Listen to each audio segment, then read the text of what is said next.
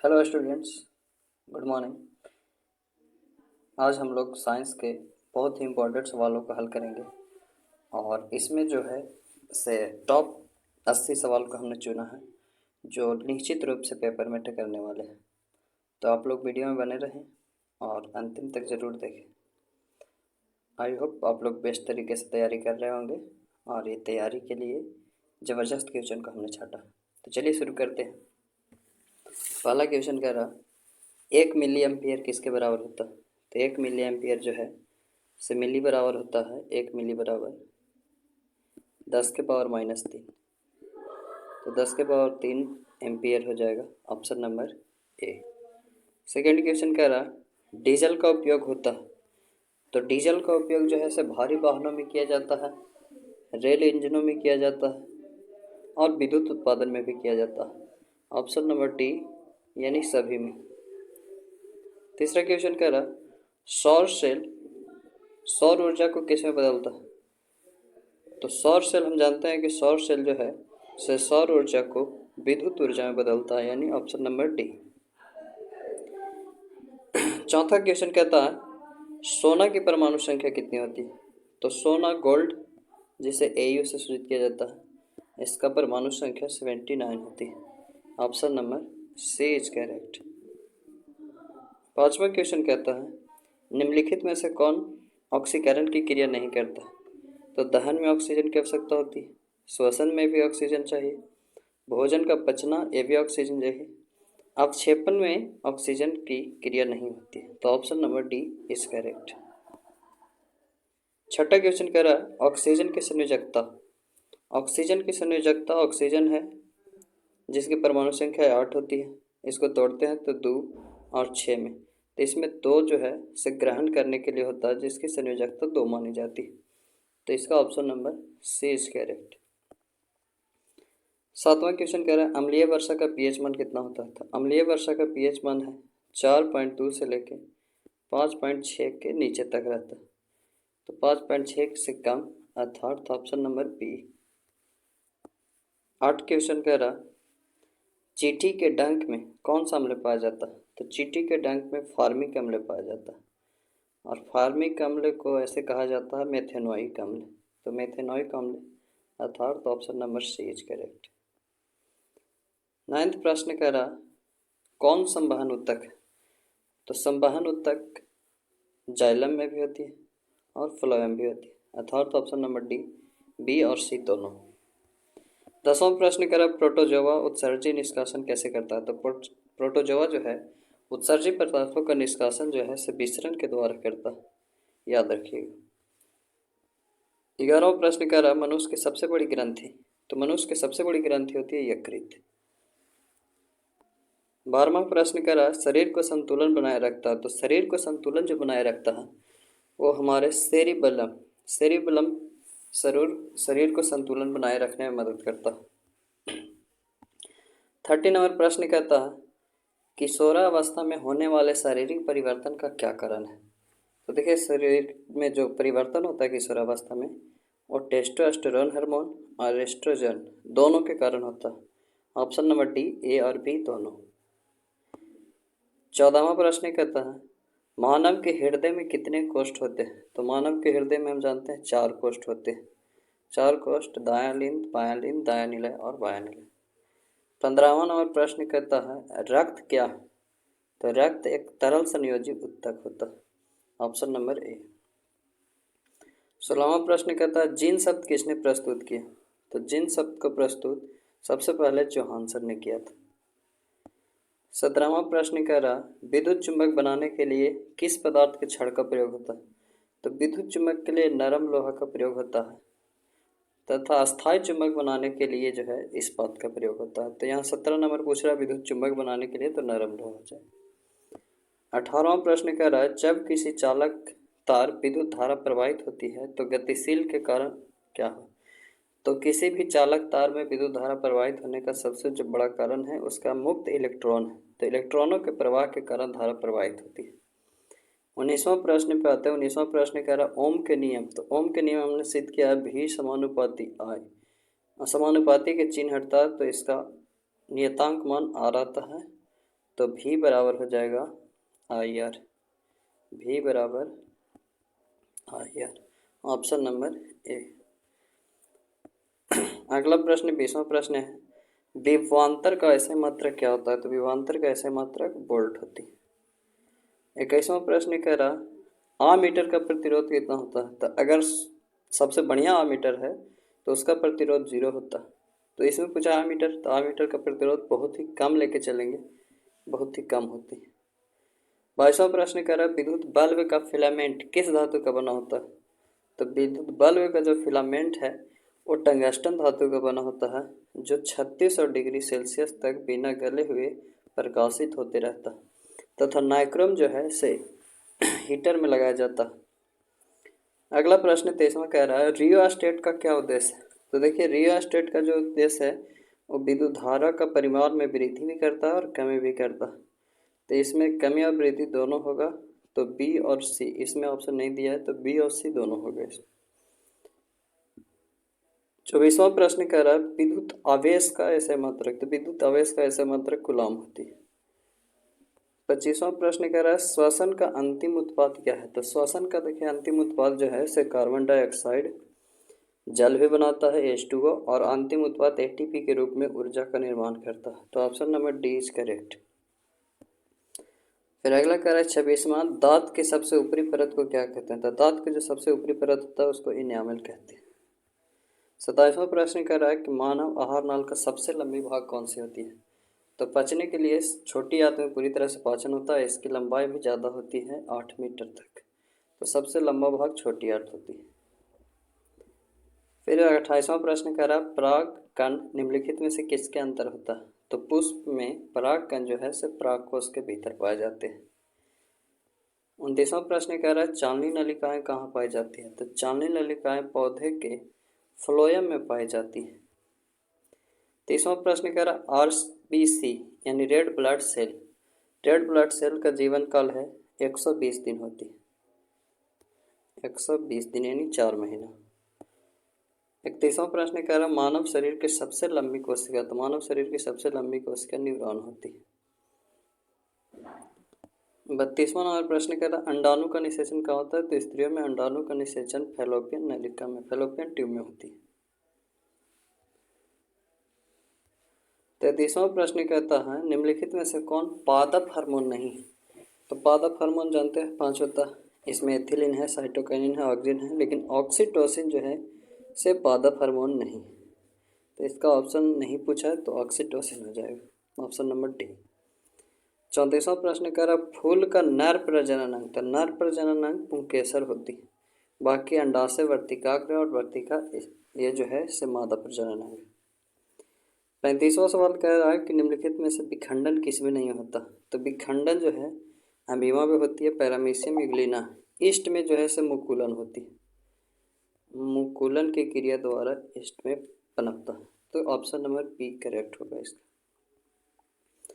36वां प्रश्न कह रहा पारिस्थितिक तंत्र में ऊर्जा का स्रोत क्या है? तो पारिस्थितिक तंत्र में ऊर्जा का सबसे बड़ा जो स्रोत है वो सूर्य का प्रकाश होती है। 37वां प्रश्न कहता है कि निम्नलिखित में से आनुवांशिकी का पिता, तो आनुवांशिकी का पिता ग्रेगर जॉर्ज मेंडल को कहा जाता है। 38वां प्रश्न कहता है हरे पौधे क्या कहलाते हैं? तो हरे पौधे जो है से उत्पादक कहलाते हैं और उसको खाने वाले को उपभोक्ता कहते हैं।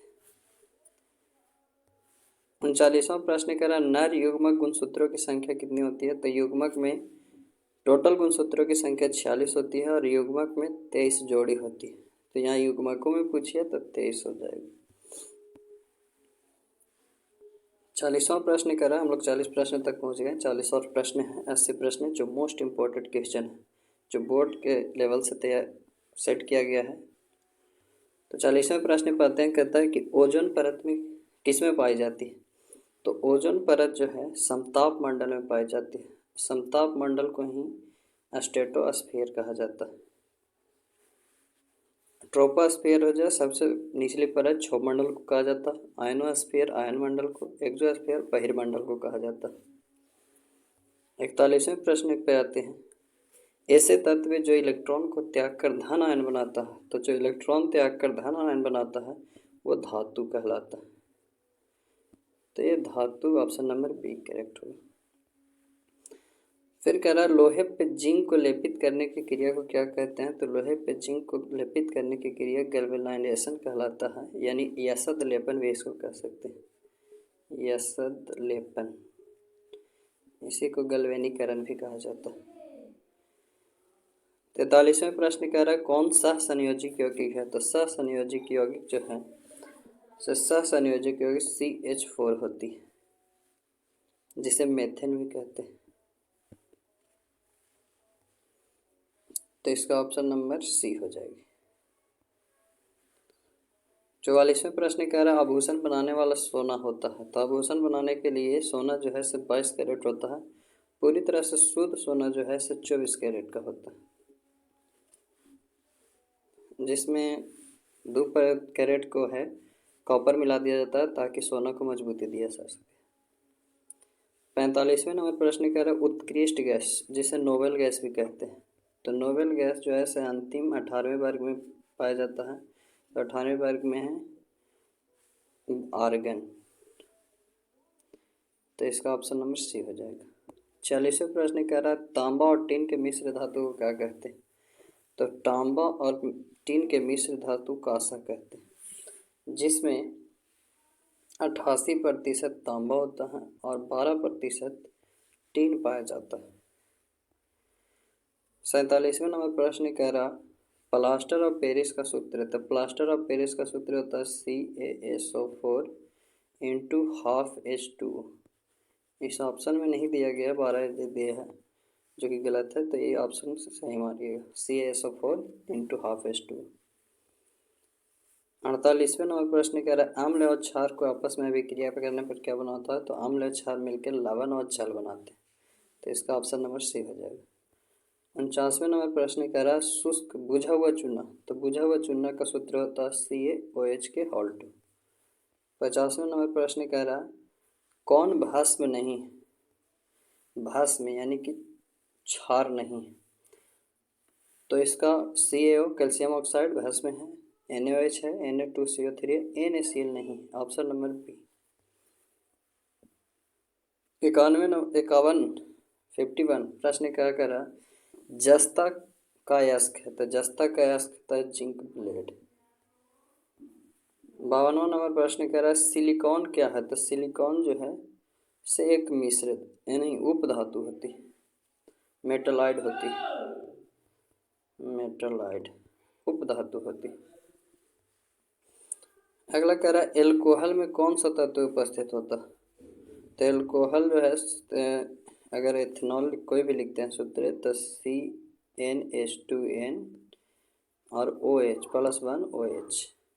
तो इसमें कार्बन भी है, हाइड्रोजन भी है और ऑक्सीजन भी है, तो इसमें तीनों। तो यहाँ पे क्वेश्चन गलत दे दिया है, नहीं होना चाहिए था कि एल्कोहल में कौन सा तत्व उपस्थित नहीं है, तो नहीं हो जाएगा नाइट्रोजन, बाकी तीनों है कार्बन, ऑक्सीजन और हाइड्रोजन। 54वें नंबर प्रश्न कह रहा मेथेनोइक अम्ल। तो अभी बताए थे मेथेनोइक अम्ल शुरू में आया था, जिसे हम फार्मिक अम्ल भी कहते हैं। 55वां नंबर प्रश्न कहता है स्वपोषी पोषण के लिए क्या जरूरी है? तो स्वपोषी पोषण क्लोरोफिल भी चाहिए, कार्बन डाइऑक्साइड जल भी चाहिए, सूर्य के प्रकाश, यानी इनमें से सभी हो जाएगा डी। 56वें नंबर प्रश्न कहता है मैग्नीशियम में क्या पाया जाता है? तो मैग्नीशियम में क्लोरोफिल पाया जाता है, ऑप्शन नंबर ए। 57वें प्रश्न कहता है तैलीय कागज। तो जब कागज में तेल लग जाता है तो थोड़ा बहुत आर पार दिखाई देता है, तो इस तरह से ये पारभाषक हो जाता है तैलीय कागज।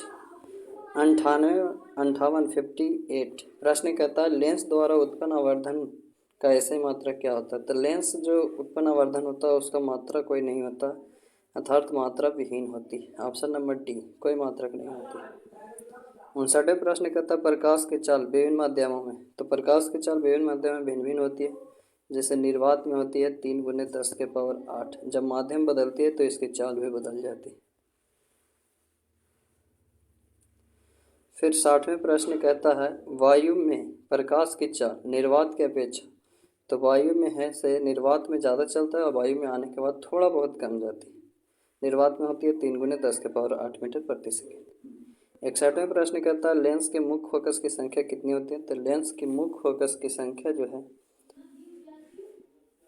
61वें नंबर सवाल 2 होती है।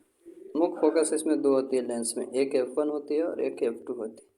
इसकी मुख्य फोकस की संख्या 2 है। विद्युत का सबसे अच्छा चालक, तो विद्युत का अच्छा चालक चांदी होती है, सिल्वर। 63वां प्रश्न कहता है शुष्क सेल में इलेक्ट्रोड जो है से किससे बना होता है। तो शुष्क सेल का जो इलेक्ट्रोड है से जस्ता से बना होता है। 64वें नंबर प्रश्न कहता है 1 जूल का मान कितना होता है। तो 1 जूल का मान होता है 0.24 कैलोरी। 1 कैलोरी बराबर होता है 4.184 जूल। तो अगर भागत देंगे 1/4.184 जूल से, तो ये निकल के आएगा कैलोरी में 0.239। तो इसीलिए डायरेक्ट हम लिख देते हैं 0.24। तो इसका ऑप्शन नंबर ए हो जाएगा। 65वां प्रश्न कहता है वनस्पति तेलों में कैसा होते हैं। तो वनस्पति जो तेल होते हैं वो लंबी होती है और असंतृप्त हाइड्रोकार्बन की श्रृंखला पाई जाती है। 66वां प्रश्न कहता है ब्यूटेन के कितने समावयवी होते हैं। तो ब्यूटेन में समावयवी की संख्या जो है सो 2 होता है, एन ब्यूटेन 2। 67वां प्रश्न कहता है मेंडलीव के आवर्त नियम में तत्व का वर्गीकरण का आधार। तो मेंडलीव ने तत्वों को परमाणु बढ़ते हुए परमाणु द्रव्यमान के आधार पर सजाया था और आधुनिक आवर्त सारणी में परमाणु क्रमांक यानी संख्या के आधार पर सजाया गया। 68वां प्रश्न कहता है अमोनिया में अणु में नाइट्रोजन और हाइड्रोजन, यहाँ पर गलती लिख दिया है, ये हाइड्रोजन कर दिया, हाइड्रोजन हो जाएगा। तो हाइड्रोजन और नाइट्रोजन, तो इसका सूत्र होता है NH3। तो N1 और H की संख्या 3 अर्थात 1:3 हो जाएगी। निम्नलिखित में कौन सा कमरे के ताप पर द्रव है। तो कमरे के ताप पर द्रव, तो इसमें अल्कोहल ग्रुप द्रव होती है यानी एथेनॉल जो है से द्रव होगी। 70वें प्रश्न कह रहा है सिरका में कौन सा अम्ल पाया जाता है। तो सिरका में है से एथेनोइक अम्ल पाया जाता है। एथेनोइक अम्ल का रासायनिक नाम होता है एसिटिक अम्ल। ऑप्शन नंबर डी हो जाएगा। 71वें प्रश्न कहता है कौन कार्बन के अपरूप है। तो कार्बन के अपरूप में है कार्बन ग्रेफाइट भी है, हीरा भी है और फुलेरिन भी है। तो इसमें सभी हो जाएगा, सभी, इसमें ऑप्शन नहीं दिया है, सभी हो जाएगा तीनों। 72वें प्रश्न एक अणुसूत्र परंतु विभिन्न सूत्र वाले यौगिक। तो अणुसूत्र एक ही रहता है लेकिन विभिन्न सूत्र बनाने वाले यौगिक को कहा जाता है समअवयवी। 73वें प्रश्न कहता है दाढ़ी बनाने के लिए कौन सा दर्पण प्रयुक्त होता है। तो अवतल दर्पण का प्रयोग किया जाता है। 74वें प्रश्न कहता है श्वेत वर्ण के लिए किस रंग का किरण का विचलन सबसे ज़्यादा होता है।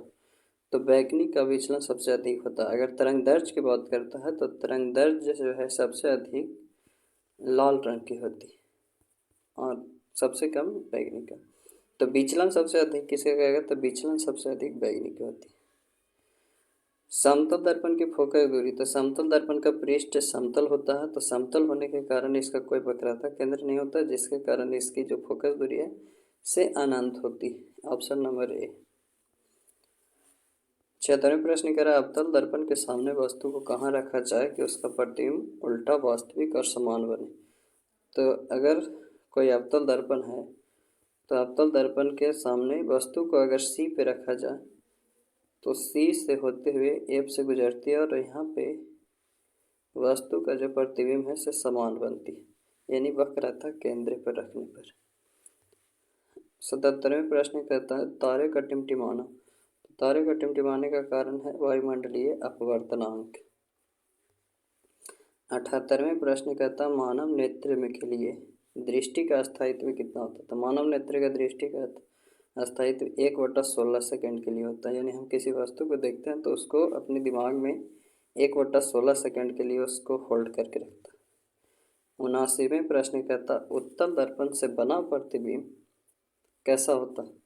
तो उत्तल दर्पण द्वारा बना प्रतिबिंब जो है से सीधा होता और छोटा होता, यानी हासित लिखा यानी छोटा होता है, सीधा और छोटा बनता है। लास्ट 80वें प्रश्न पे आते हैं। 80वां प्रश्न कह रहा अवतल लेंस के आवर्धन, तो अवतल में आवर्धन जो है सिर्फ धनात्मक होती और इसका सूत्र है m/v/u, ऑप्शन नंबर ए। तो ये हमारे आज का सेशन कंप्लीट हुआ 80 प्रश्न का। तो आप लोग का ये सेशन कैसा लगा कमेंट में ज़रूर बताइएगा। अगर वीडियो पसंद आती है तो लाइक शेयर और सब्सक्राइब जरूर कीजिएगा। धन्यवाद।